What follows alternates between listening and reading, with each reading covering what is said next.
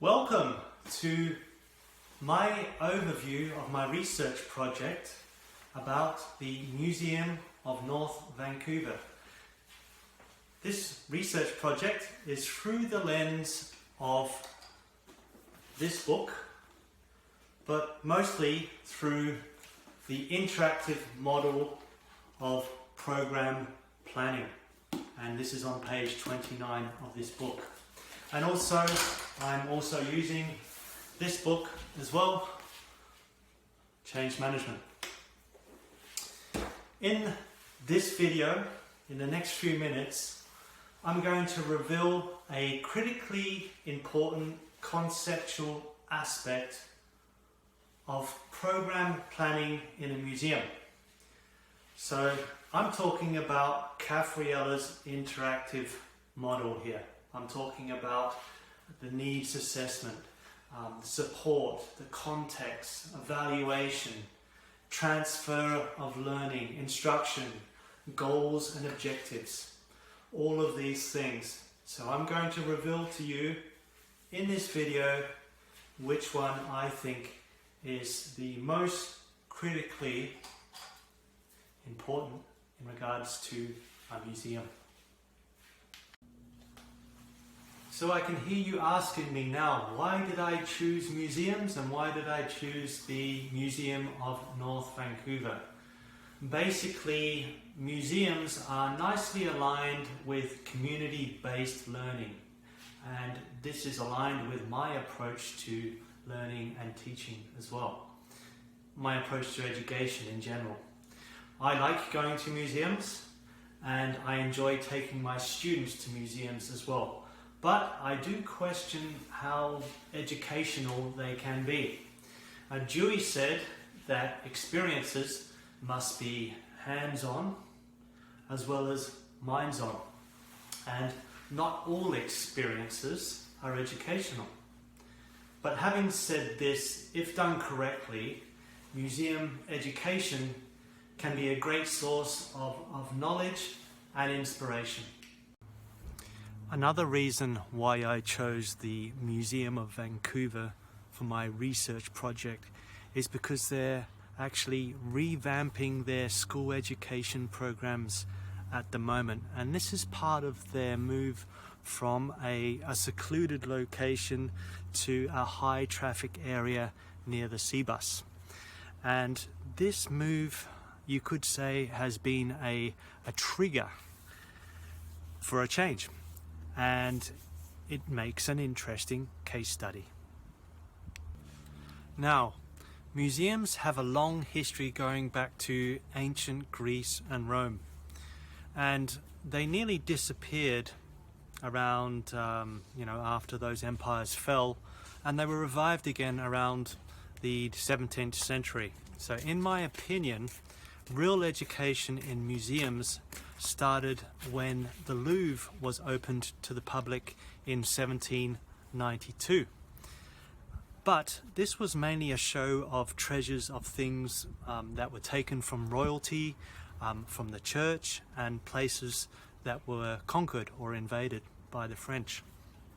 Another significant milestone was during the industrialization period in the 19th century, and that is when school visits started.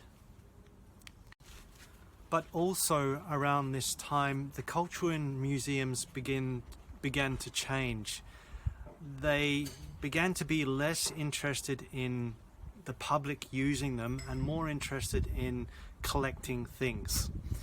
But in regards to the education part of it, the philosophies of Dewey and Montessori played a large part of opening the display cases and using objects to teach children, and this was called object learning. But at the end of the day, museums did not have a evaluation system, and therefore they didn't really care what the visitors thought of their visit. Museums struggle to negotiate between this old attitude of not caring what people think to this new way of doing things, and the new way of doing things has happened during the last 30 years. Basically, this is due to funding cutbacks, and they had to make these changes because otherwise they wouldn't have survived. So they had to make themselves relevant. Also, they had to make people comfortable in the museums, and they had to take into consideration the user's experience. So I'm not saying that all museums have the same organizational culture, because there's different leadership styles. They vary. But I would say that an institution that is in the public sector has a different culture, for sure. They're not so profit driven. In my paper, I argue that museums in general take a traditional approach. Some museums are more hands-on than other museums. So the hands-on museums, I would say, have a pragmatic approach.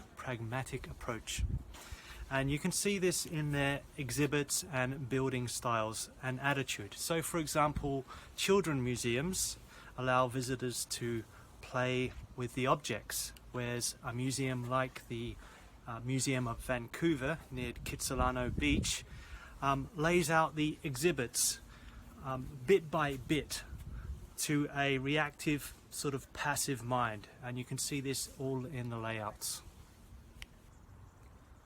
So just by doing my research of the history and the context and the wider environment of museums, I began to suspect one aspect of the interactive model to be critically important for planning educational programs in a museum.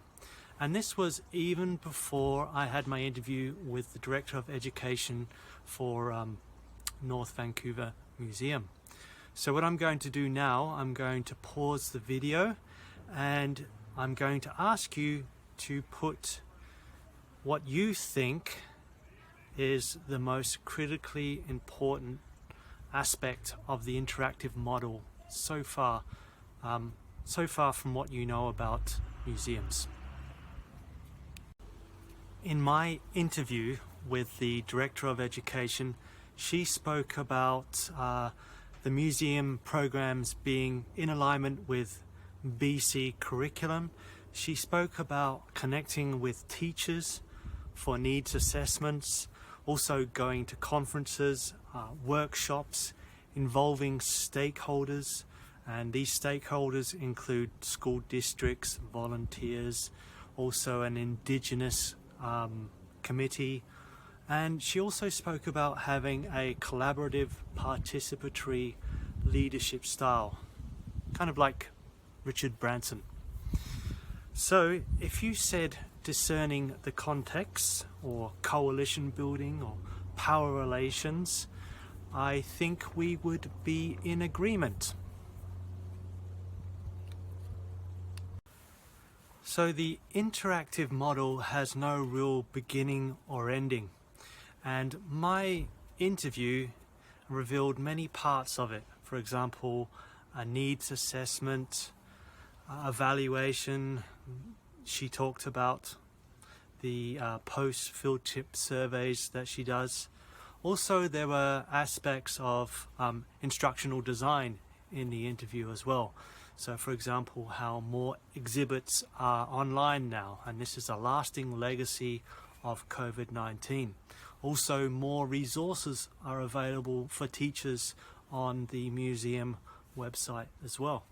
And also, there were marketing aspects also mentioned in the interview. So for example, from focus groups, she found out information about parking and pricing, which were interesting. But blind spots for the program. So let's keep in mind that public institutions, museums, libraries, for example, they need to prove their worth to the funders, to the taxpayers. And the blind spot for this museum, I would say, would be transfer of learning and evaluation. And this is something that the museum will continue to work on. We had a discussion about this already. And in regards to gaining funding for programs, it's actually a requirement now to include transfer of learning and also evaluation results in the proposal as well. So it is needed in this situation in museums. But overall, I think museums are going back to the way museums were in the early 19th century. So as a viable way to educate the masses, and it's a good thing. So we've got the old theories of Montessori and Dewey, but we can mix in new theories, for example, Kolb's experiential learning and Gardner's multiple intelligence. So it's an exciting time for museums. Thanks for watching and have a nice summer. Take care. Bye.